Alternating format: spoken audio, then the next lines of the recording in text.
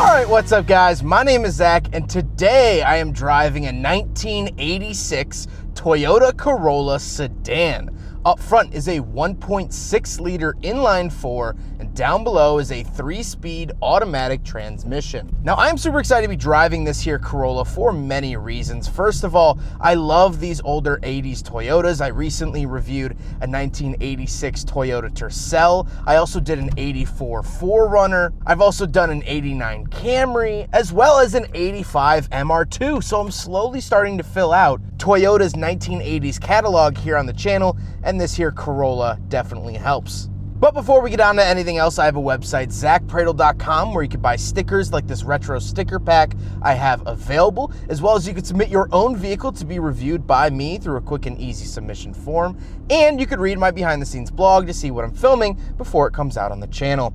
But let's get back to that 1.6 liter under the hood, making low 70 horsepower. It is carbureted. It is single overhead cam. It is not a very powerful engine, and so it's not necessarily or really at all a speed demon. But that wasn't the point of the Corolla. This was an affordable small sedan for the common person. Like I said, paired to it is a automatic transmission. However, you could find these in manual as well, a 4 or 5 speed manual, which is pretty dang neat. But last but not least about the drivetrain is the fact that this Corolla is front wheel drive. The reason I make that distinction is that this is an AE82 generation Corolla. This came out and was available for purchase at the same time as the beloved and famed AE86 Corolla, which was rear wheel drive. So at the same point in time, you could buy a Toyota Corolla with a carbureted inline 4, front wheel drive, or a fuel injected rear wheel drive Corolla.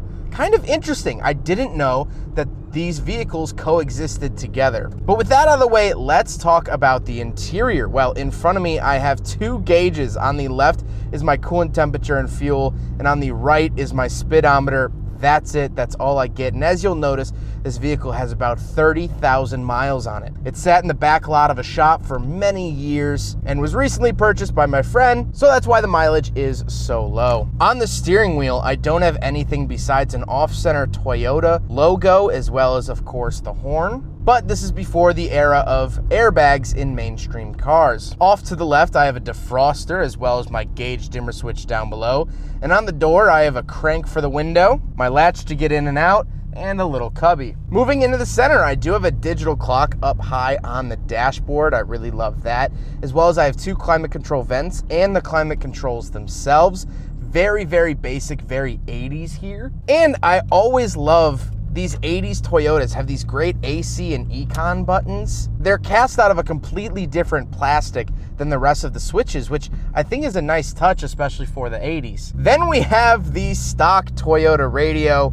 I have 3 different FM buttons, as well as a volume, power, and tune, and then a little cubby down below. It is just begging for you to replace it with a double din radio, but not quite yet. I do have a pull-out ashtray, which is very nice, and this giant open center console, meaning there are no cup holders here in the AE82 Corolla, so it fails the big friggin' bottle test.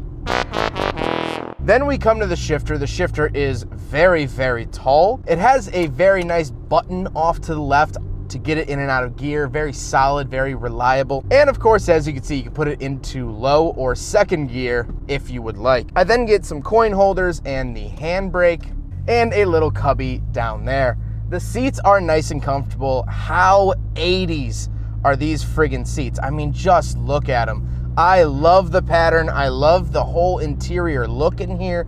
And of course, with only having 30,000 miles, it is really, really well preserved. And so this is just a great look at what the Corolla looked like when it rolled off the factory floor in 1986. But speaking of seats, we do have back seats, so let's go do a backseat review. All right, so we're in the back of the 1986 Toyota Corolla Sedan. A couple of things to note back here.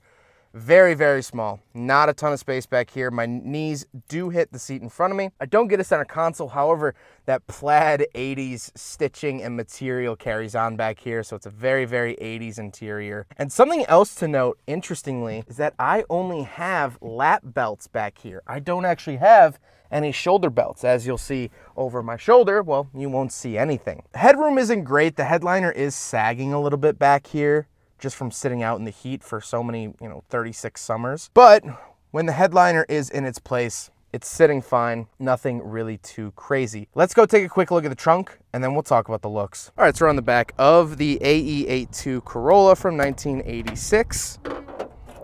And of course, some spare parts back here, and you get this old style liner, which I kind of like. However, decent amount of space in the back of the Corolla. I really, really like that. And that's something really nice about cars that have really low crash protection, is that they had huge open trunks. I mean, that's just, the back of the fenders. There's tons and tons of space back here, which is really, really nice. And something I failed to mention at the top of the video, one key for the ignition and the trunk. Not 100% standard in all vehicles in the 80s, so really nice to have that. Now we gotta talk about the looks, and there's something very, very charming about this generation of Corolla.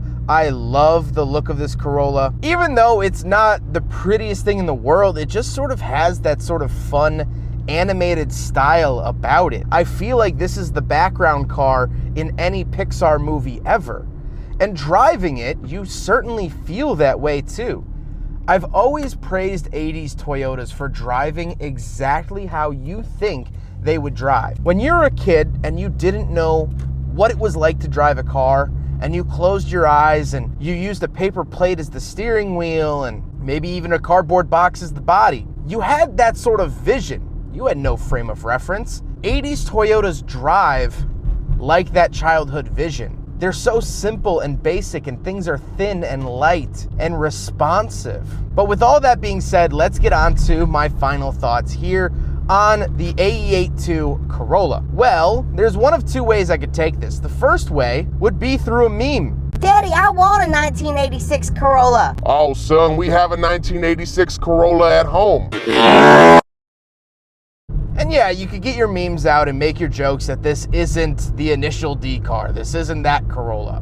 But on the other side of it, what is this car actually? It's a small, practical family sedan that was available to people that just needed a car to go about their lives. It's not particularly agile, nothing more than any other car of this era. The engine is still carbureted and single overhead cam. It is not happy to rev out. This Corolla isn't the life of the party, but it gets you to the party. And if nothing else, it's admirable. No, I can't say that this is the car I'd want to be in on my next Tail of the Dragon trip, but that's not the point of the AE86. It was reliable, cheap transportation.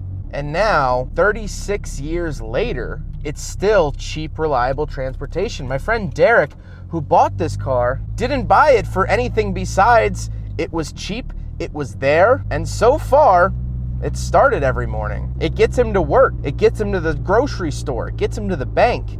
That's all he needs. This is just here for daily duty, just like it was in 1986. Well, I hope you guys enjoyed the video. Huge thank you to my good friend Derek. He is absolutely awesome. He has tons of other really cool cars as well. I'll leave his Instagram down in the description below. He's fantastic. He's been a good friend of mine for years and years and years. I love him. Thank you again, Derek. But I hope you guys enjoyed the video. Don't forget to rate the video, comment on the video, and subscribe if you really liked it. Take care, guys.